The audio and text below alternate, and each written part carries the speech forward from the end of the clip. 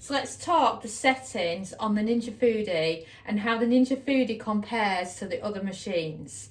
So first of all, a Ninja Foodi is an air fryer and a pressure cooker in one. So you have this air fryer basket here, and then you also have, when you get a Ninja, you also have this, which can be either way around. So it can be like that, or it can be like that.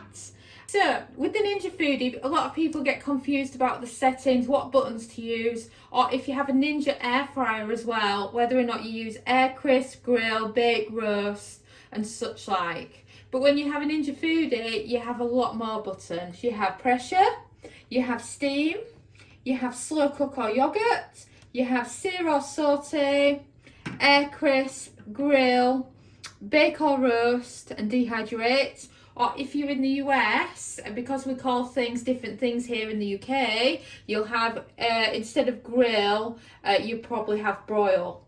So that is the main buttons. Now what's interesting here, the only confusion really on the left hand side is when you set in between slow cook and yogurt, because they share the same button.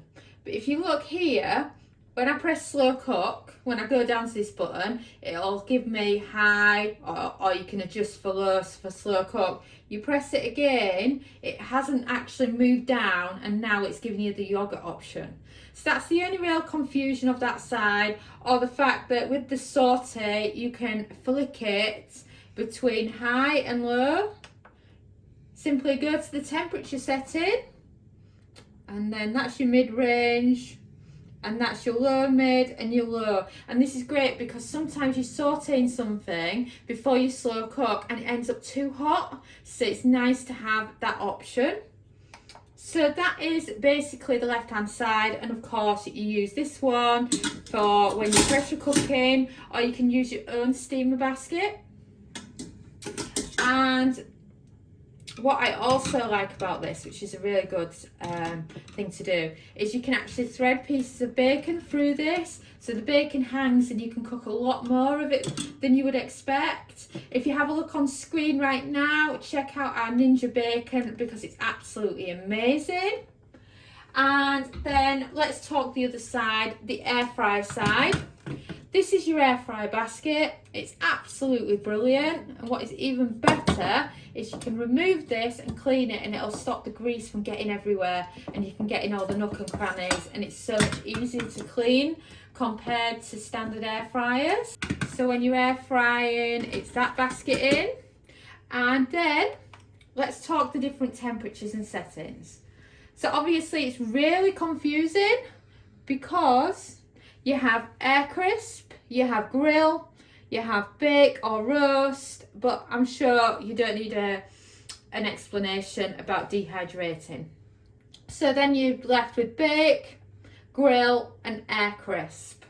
So basically, in 90% of recipes, you will use air crisp. So if you see one of our recipes from recipelist.com and it just says cook, and that is because our air fryer doesn't have the different buttons, it's simply a stop or a start. So you would use air crisp.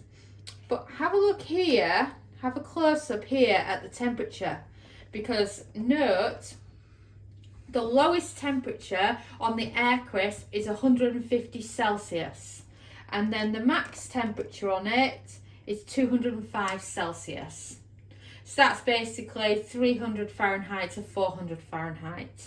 So the problem you have here is we have a lot of recipes like the boiled eggs and reheating food and proving bread where it's at 120 Celsius. And note, we only go as far down as 150. So what do you do in this case? In this case, you swap your function and you go down to the bake, and then you set the temperature on the bake, and note that on the bake we go all the way down to 120 Celsius. So if you want to do boiled eggs and things like that, then you can use it like this.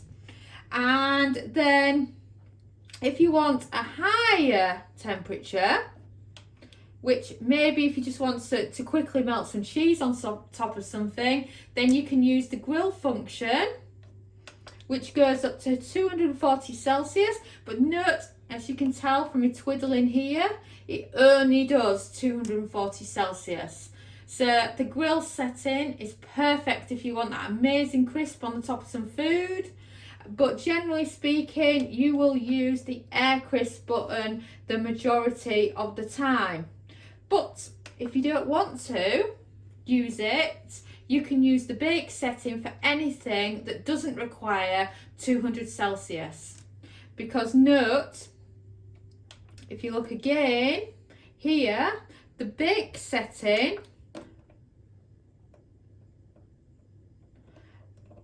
will cover everything that you need as well. So the bake setting does 120 all the way up to 200. But the air crisp doesn't go as low, so it's totally up to you. You can spend all your time just using the bake setting, or you can use the air crisp. It really doesn't matter. All these buttons really are is different presets so that you know what to cook your food at and which temperature thing to use. I know a lot of Ninja air fryer bloggers, they just use the bake all the time, and that's fine. It's just totally up to you which one you want to use. You're more likely thinking air crisp is best because it's an air fryer. Well, that's fine, just use the air crisp. It's totally a personal choice to what you use, and I just find the buttons really easy to use compared to some of the air fryers that are overly complicated. And it's just about changing the time and temp for your recipe and then choosing the right button that works for you with it. So now you know the different settings. Now you'll be able to use this when cooking with Ninja air fryers or Ninja Foodies. And don't forget to order yourself a copy of the Complete Air Fryer Cookbook, available now on Amazon and a lot of popular retailers. Thanks for watching, and don't forget to subscribe to our newsletter at recipethis.com/newsletter, as well as following us on Pinterest and Facebook and joining our Facebook group. We are also on TikTok now, so don't forget to follow us at TikTok /recipethis.